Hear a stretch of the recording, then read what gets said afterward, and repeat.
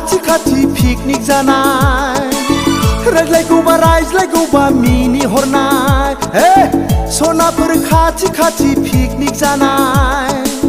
रायज्लायगौबा रायज्लायगौबा मिनि हरनाय गोसो दंब्ला बोसोर गोदानाव फोरमायलायनि हेपि निउ इयार ओइ सनाफोर हेपि निउ इयार ओइ सनाफोर हेपि निउ इयार सनाफोर खाथि पिकनिक जानाय रायज्लायगौबा रायज्लायगौबा मिनि हरनाय हेपि निउ इयार ओइ सनाफोर